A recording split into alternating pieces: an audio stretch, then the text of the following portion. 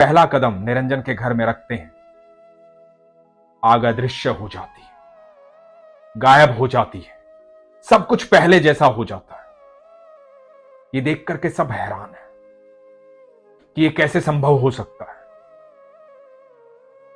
और जयदेव जी भजन कर रहे हैं भगवान का। निरंजन जयदेव जी के चरणों में गिर जाता है, क्षमा याचना करता है, कहता है मुझे क्षमा करें, मैंने आपको पहचाना नहीं, मैंने आपके ठाकुर जी को पहचाना नहीं।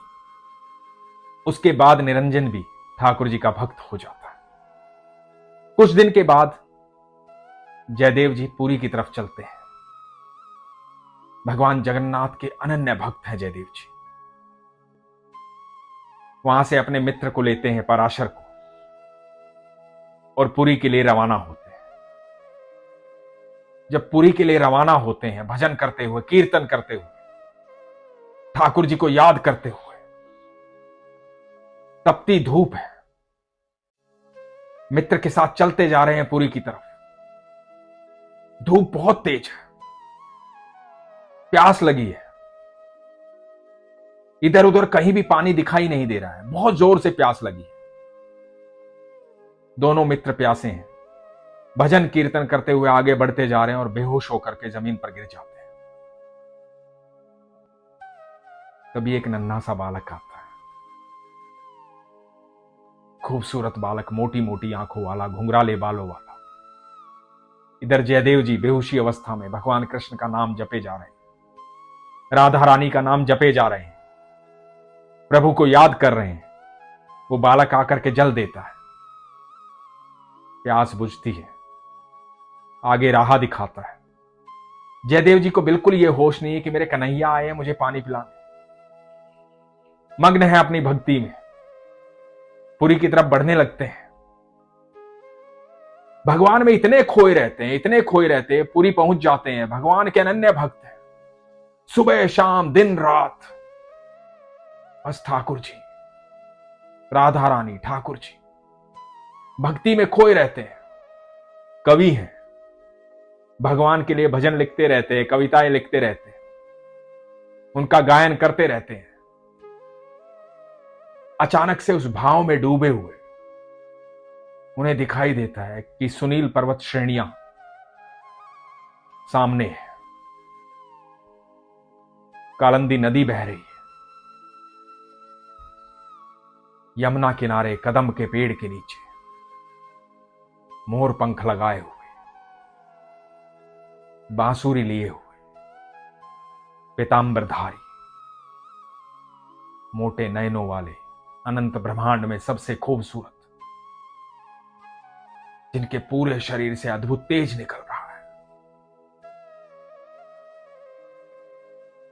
ठाकुर जी साक्षात खड़े हुए, बंसी बजा रहे हैं।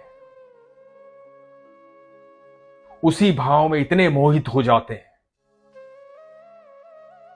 ध्यान में मग्न है, ठाकुर जी को देख रहे हैं। ठाकुर जी बंसी बजा रहे हैं और उनके मुख से अचानक से जो पंक्तियां निकलती हैं वही कहलाती है गीत गोविंद। कहा जाता है जब भी गीत गोविंद गाया जाता है तो साक्षात ठाकुर जी वहां पर खड़े होते हैं। यदि आप ठाकुर जी से मिलना चाहते हैं, उनकी अनुभूति करना चाहते हैं, यदि साक्षात ठाकुर जी को देखना चाहते हैं, आप चाहते हैं कि ठाकुर जी से आप संपर्क में आए, आप चाहते हैं कि ठाकुर जी को आप देखें, आप चाहते हैं कि ठाकुर जी के उस रूप को आप अनुभव करें,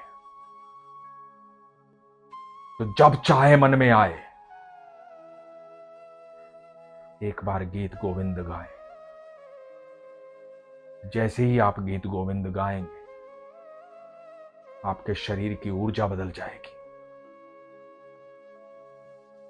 ठाकुर जी से संपर्क करने का सीधा साधन है गीत गोविंद। यही ठाकुर जी का फोन नंबर है। आपकी आस्था सच्ची होनी चाहिए, आपका विश्वास सच्चा होना चाहिए, आपका भाव सच्चा होना चाहिए, क्योंकि सरल भक्त ही भगवान से मिल पाते हैं। जब आप सहजता में आ जाते हैं, संपूर्ण विश्वास में आ जाते हैं, जब आप भाव में खो जाते हैं, किसी प्रकार की कोई शंका नहीं रहती। जब आपको हर पल यह महसूस होता है कि मेरे ठाकुर जी मुझे सुन रहे हैं, जब आप सच में सरल हो जाते हैं, उस भाव में जाकर के एक बार गीत गोविंद गाइए और फिर देखिए कुछ ही क्षण में आपको ठाकुर जी की अनुभूति हो जाएगी। गीत गोविंद सुनने मात्र से आपके शरीर की ऊर्जा बदल सकती है। तो जब भी मौका लगे एक बार गीत गोविंद गाइए, सुनिए, आप वहीं पर ठाकुर जी को अनुभव करेंगे। और आपको ये प्रसंग सुनने के बाद जो अनुभूति हुई है उसे लिखिएगा जरूर, बताइएगा जरूर। और ठाकुर जी की अनुभूति करने में देर ना कीजिए। अब आपके पास ठाकुर जी का संपर्क नंबर है, संपर्क कीजिए ठाकुर जी से, लेकिन अपने विश्वास को प्रगाढ़ रखिए। इसीलिए हमेशा कहता हूं, अपने विश्वास को मजबूत रखिए, अपना ख्याल रखिए। हरे कृष्ण।